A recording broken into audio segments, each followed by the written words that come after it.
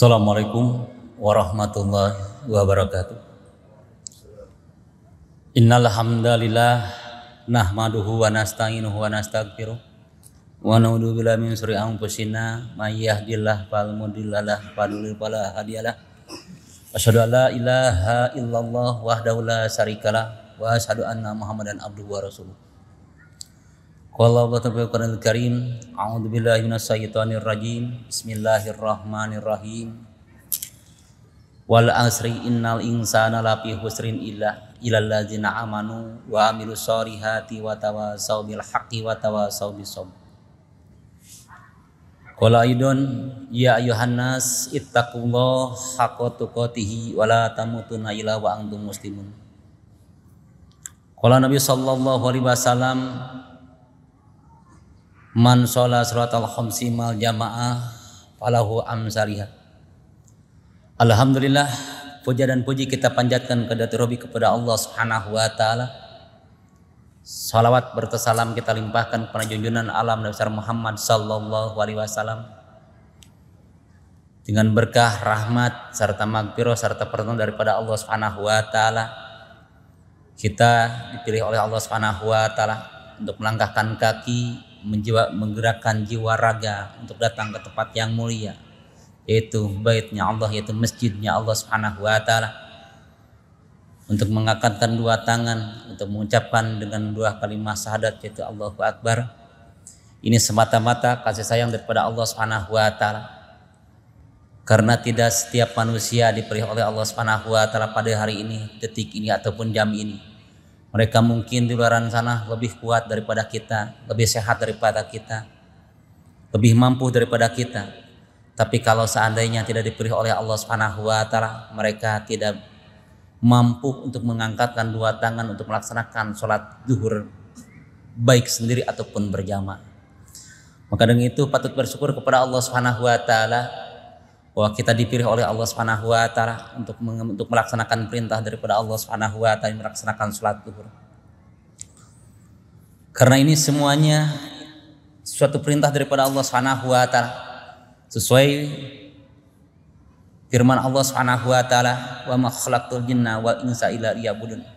Allah ciptakan jin dan manusia untuk beribadah kepada Allah Subhanahu wa taala. Manusia diciptakan oleh Allah untuk beribadah, kemudian untuk menjadi khalifah.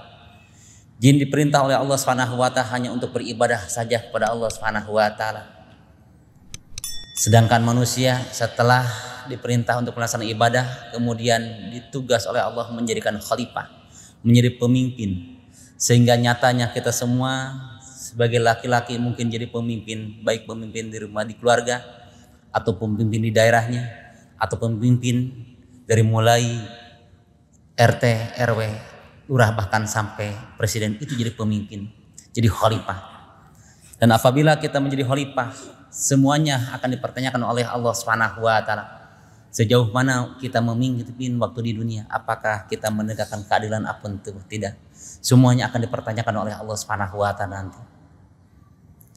Karena sebagaimana Rasulullah SAW menyampaikan, semuanya akan ditanya oleh Allah Subhanahu wa taala. Dari hal kecil sampai hal besar, semuanya akan dipertanggungjawabkan, diminta pertanggungjawaban. Dan semuanya umat Islam akan masuk surga, kata Nabi. Semuanya akan dipertanyakan, akan dipertanggungjawabkan, akan diminta pertanggungjawaban oleh Allah Subhanahu wa taala. Dan semuanya akan dihisab oleh Allah, semuanya akan diberikan pahala oleh Allah Subhanahu wa taala. Baik pahala kecil ataupun besarnya akan disesuaikan sesuai amalnya waktu di dunia. Tapi sebaliknya apabila kita maksiat, maka semuanya akan dipertanggungjawabkan oleh kita semua daripada Allah Subhanahu wa taala. Sehingga kata Nabi, barang siapa yang menjalankan kebaikan, setiap umat Islam yang menjalankan kebaikan, istaril bil jannah, diberi dengan surga oleh Allah Subhanahu wa taala, akan diganti oleh Allah Subhanahu dengan surga. Sehingga kata Nabi sallallahu alaihi wasallam, kullu ummati yahudul jannah, setiap umat kami akan masuk surga, ila man abah, kecuali orang-orang yang tidak mau masuk surga. Sehingga sahabat menanya, wa man ya'ba ya Rasulullah, apakah siapa yang tidak mau masuk surga? Semuanya orang mengharapkan masuk surga, tapi kenyataannya ada yang tidak mau masuk surga. Siapa, kata sahabat, ya Rasulullah, yang tidak mau masuk surga? wa man asani. Itu orang-orang yang tidak taat kepada kami, yang tidak menjalankan perintah kami, tidak sesuai agama Islam, menjalankan ibadah tidak sesuai dengan perintah kami ataupun ajaran kami. Itu orang-orang yang tidak mau masuk surga. Siapa yang mau masuk surga? Yaitu orang-orang yang taat kepada kami, yang siap menjalankan perintah daripada kami, kata Nabi. Baik sholatnya, semuanya perintah, baik sunnahnya ya mereka jalankan. Apapun yang kita lakukan sesuai perintah daripada Rasulullah Sallallahu Alaihi Wasallam. Karena setiap manusia akan diperintah pertanggungjawaban dan semua manusia akan diberikan hisaban, semua manusia akan diberikan pertolongan daripada Allah Subhanahu Wa Taala orang-orang yang taat kepada Rasulullah Sallallahu Alaihi Wasallam. Sehingga Allah Subhanahu Wa Taala mewasiatkan dalam Al-Quran. Sehingga Allah Subhanahu wa taala sumpah dalam Al-Qur'an, wal asri, sumpah kaulah demi waktu asar. Innal insana lafi khusrin, semua manusia rugi. Di sini tidak ada perkecualian, semuanya rugi. Yang miskin rugi, yang kaya rugi. Pemimpin rugi, si miskin pun rugi. Pejabat pun rugi. Sampai presiden rugi, kecuali orang-orang yang taat kepada Allah, yang melaksanakan iman dan amal soleh. Ilal ladzina amanu, kecuali orang-orang yang beriman dan melakukan amal soleh, itu yang tidak akan rugi di hadapan Allah Subhanahu wa taala. Sehingga manusia akan diberikan pahala yang begitu besar, kenikmatan yang begitu luas dan abadi. Kenikmatan yang sementara ini satu-satunya kenikmatan yang Allah berikan di dunia. Yang Allah Subhanahu wa taala ciptakan nikmat hanya satu, kemudian turunkan ke dunia yang makannya begitu banyak, yang makannya kenikmatan ini begitu banyak. Sehingga makhluk-makhluk lautan, kemudian di daratan, semuanya akan menikmati nikmat yang satu ini. Tapi nikmat yang nanti di hadapan Allah Subhanahu wa taala begitu luas, begitu banyak. 100 nikmat di hadapan Allah Subhanahu wa taala, mungkin hanya sedikit yang menikmatinya. Bismillahirrahmanirrahim. Dengan ucapan Allah Subhanahu wa taala, dengan ucapan Allah Subhanahu wa taala sifatan Rahman dan Rahim, yang berikan nikmat kecil dan nikmat besar. Nikmat yang kecil, nikmatnya satu di dunia, tapi yang menikmatinya begitu banyak dari makhluk-makhluk di lautan, makhluk di dunia dan di lautan menikmati nikmat yang satu ini. Tapi nikmat-nikmat yang 100 nikmat nanti di depan Allah Subhanahu wa taala hanya segelintir orang-orang yang taat kepada Rasulullah sallallahu alaihi wasallam, orang-orang yang mendapatkan ridho daripada Allah Subhanahu wa taala sehingga mereka masuk dengan surganya Allah Subhanahu wa taala. Bahkan waktu di dunia akhirat nanti bukan waktu yang sebentar. Kalau seandainya manusia masuk surga itu selama-lamanya mendapatkan kenikmatan dari Allah Subhanahu wa taala. Tapi sebaliknya orang-orang yang celaka di hadapan Allah selama-lamanya kecelaka. Karena satu hari di akhirat sama dengan 1000 tahun di dunia. Bagi orang-orang, bagi umat Rasulullah SAW meninggalkan sholat 1 kali saja, sehingga Allah Subhanahu wa taala akan berikan adab 1 wukuf, akan berikan siksa 1 wukuf. Sehingga para sahabat menanyakan kepada Rasulullah, ya Rasulullah, man aina wukuf ya Rasulullah? Apa namanya wukuf ya Rasulullah? Itu waktu wukuf itu waktu yang paling panjang. Jadi umat Rasulullah, manusia yang ada di permukaan bumi ini yang meninggalkan sholat 1 kali saja, Allah Subhanahu wa taala berikan siksa 1 wukuf. 1 wukuf itu 1000 tahun di dunia, 1000 tahun di akhirat. Sedangkan 1 hari di akhirat sama dengan sehari di akhirat dengan 1000 tahun di dunia.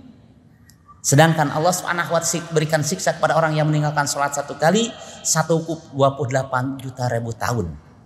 Ini sangat berat sekali. Maka dengan itu semuanya, tapi sebaliknya bagi orang-orang yang taat kepada Nabi, yang siap menjalankan perintah daripada Rasulullah Sallallahu Alaihi Wasallam, mereka akan diberikan kenikmatan dan kebahagiaan selama-lamanya.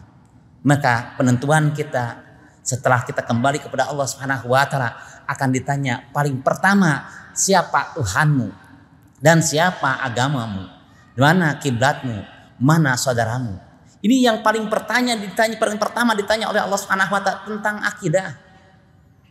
Sejauh mana kita menghadap Allah Subhanahu wa taala?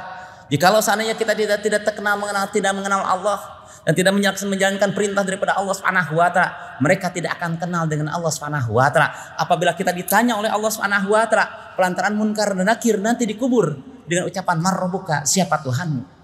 Mereka tidak akan menjawab, tidak bisa menjawab karena tidak mengenal Allah Subhanahu wa taala. Maka dengan itu, hadirin yang mulia, mudah-mudahan kita semua diberikan kekuatan oleh Allah Subhanahu wa taala menjadi orang yang taat dan siap menjalankan perintah daripada Rasulullah sallallahu alaihi wasallam, dan akhir hayat kita bisa mengatakan la ilaha illallah. Karena paling bahagia manusia apabila akhir hayat, akhir kalamnya, akhir kalam, akhir ucapan dan atau menghadap Allah Subhanahu wa taala bisa mengucapkan la ilaha illallah, dijamin masuk surga. Mudah-mudahan kita semua, khususnya jamaah Masjid Al-Jabar ini, mudah-mudahan mendapatkan ridho daripada Allah Subhanahu wa taala dan dimatikan mati husnul khatimah, kemudian waktu akhir hayat bisa mengucapkan la ilaha illallah. Amin ya Allah ya rabbal alamin. Wassalamualaikum warahmatullahi wabarakatuh.